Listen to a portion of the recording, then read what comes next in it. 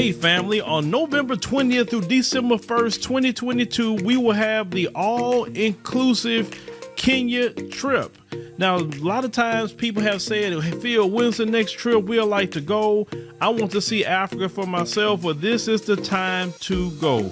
Everything will be taken care of. All excursions are paid. You can do monthly payments. You know, they'll have safari and a 6-city tour. You will see Charlie Island, which is something that we did not see last time on the tour. This tour will be 12 days instead of 7 days. So make sure to secure your place on the trip by going to www.wbsvs.com, make your deposit, and then you can start making your payments, and we'll see you in Kenya.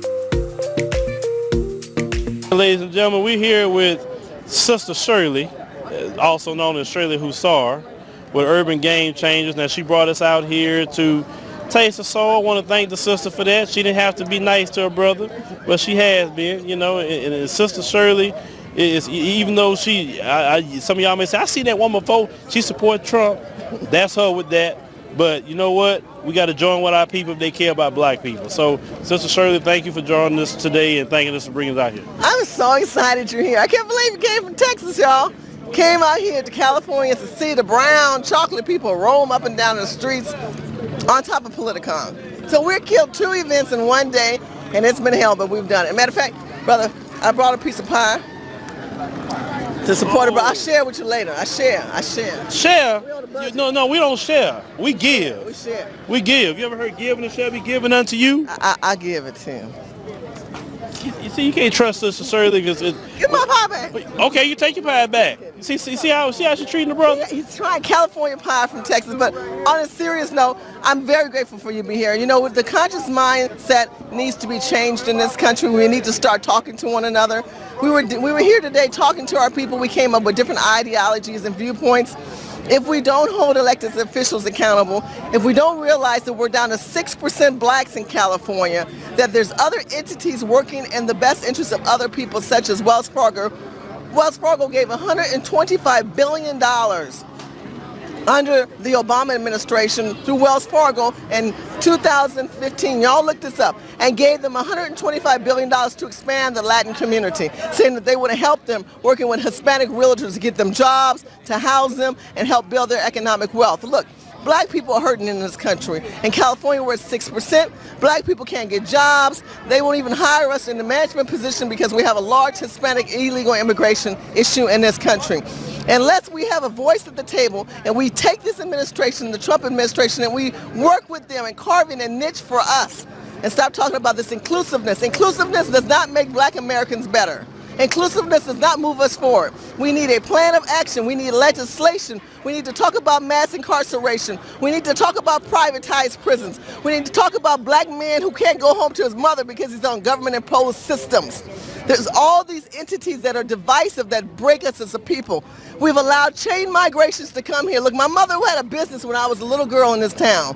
Okay, she used to sell clothes. But the Chinese people came into this community. The Chinese people came in and they saw what black people were making. We would make t-shirts and necklaces and jewelry. And then they would copy us and go back to China and they would do what they call mass production. They would do import-export. A lot of the older black people didn't know nothing about no import-export. Now fast forward, they're dominating in our communities. They own our gas stations. We used to have gas stations. We used to have markets. We used to own banks. This is what has happened in California. We've allowed immigration and chain migration to dominate, and now we're consumers. We're not developers. We don't build anything. We consume foreign people's entity products. And this has to end. If we're going to talk about inclusiveness, then when we are in black plight and pain, where are they? When we had Sandra Black, they weren't out there. I was out here in Lamarck Park when Trayvon Martin was killed, and we were out here, and me and Jasmine and all of us were out here, and where was the Democrat leadership wasn't even out here. And I'm a freaking Republican. So I'm just tired. It's not about the parties, it's about the policies that we don't even say that we want. We have to come together. It doesn't matter about our brands. It's about the ideology and saying we want a voice at the table, Mr. Trump. We want a voice to say this is what we want versus ideologies that are insensitive to local communities and what people think we should have. And we don't need pundits and commentators to say that they represent us. What they need to realize is that we represent ourselves and that we have a voice and we can sit down. We are starting in 2016 the DOS, the Descendants of Slaves, the new Black Cabinet, where we're going to be talking about things that we should be doing in our own community, just like the Latinos are doing, just like the Native Americans are doing. Do you know that the Native American tribes did an oil treaty deal with Trump in 2017? He sat down and said that he would work an oil treaty deal with the Native Americans, which he did. And he's excavating land with their land and pulling oil off the land and doing a treaty with them and giving them part of the revenue. So that takes them to another level. Look what he did for the Jewish community. He helped them saying, hey, they made Jerusalem their main hub of their representation for America. Why aren't we having something carved out for us? And I've already told you what the Hispanics are doing. So again, African American black people, if you're truly a black person and care about us, you need to understand that it's not about this inclusiveness. It's not about diversification, because if everyone wanted to be included, they would have included us on their platforms. But they're not, and they're not going to. What they're going to continue to do is to act like they're in charge, and you're nothing but a commoditized entity. You're not even a human. That's why black men are being tracked on. Black men right now are being emasculated. There's too many black men who have no black men as an example because they want to keep us more feminine and gay. Did you know that Victoria's Secret used to make bras in the prison system? And they decided they weren't going to do that anymore because they got busted? Did you know that JCPenney's had black men making products in the prison system? See, that we revert back to slavery when we go to jail according to the Constitution. See, all these constitutional laws and all these amendments that could be taking place don't happen. Why? Because we don't stand up for justice and we don't know law. Urban Game Changers holds elected officials accountable as well as ourselves. By going to Urban Game Changers and more of us to get together, me and Phil are going to be talking more town hall meetings, and we may agree or disagree, but Phil is the advocate for the black community. As an African American woman, I can tell you I've already had my DNA when other people are scared. My DNA consists of over 91% African, but yet I can trace my ancestries back to 1854. I am not an immigrant or illegal immigrant. I am a commoditized entity of how my people came here. In 1619 will mark 400 years of African Americans in the state of California, a state of the United States of America. They came here, the war Dutchmen, and landed in Virginia. 20 blacks, Africans, as commodity. They brought him here as slaves, as people who work for free, as humans to do whatever they want. They bred us, they raped us, they tried to tear us apart. And now they're trying to genocide us today. And California is the stepping stool of that gentrification. So people wake up. California is failing and black people are sleeping at the wheel. They're walking in hazes and they're not aware that we are under attack, and they're trying to use this state and the black people as their platform of the future gentrification of the black generation. So if you're in the South, pray for California, because the minds are lost. They vote the same legislators in office that are doing nothing for black families.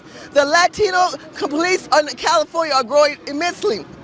We do not have black police officers. We have little police officers that stand below our men, and our men have lost their self-esteem. They're pushing us out. You can see the helicopters are hovering. They want us out. They don't want us to have our voices on the table. And what they're doing is they're paying off the prisoners, and they're paying off MS-13. In Sacramento, they had the city council paid the MS-13, I think, $1.5 or $1.3 million to keep peace in the community. Do you know in San Francisco, as well as downtown LA, people are shooting heroin in their arms, and they're making it illegally by having hubs for them to do things. We have the most disgusting, evil, crazy things happening in this state. We have hepatitis A. We have people bleaching the streets of Los Angeles. What do we tell our children when we see that? And many of you call themselves liberal progressive. These white women are flashing their tits and showing themselves inappropriately, and our pure children have to be exposed to that. We are not that culture of people. We have values and we have morals, but many of you guys aren't engaged. And you get mad at me and feel for whatever stance that we do in our own lives.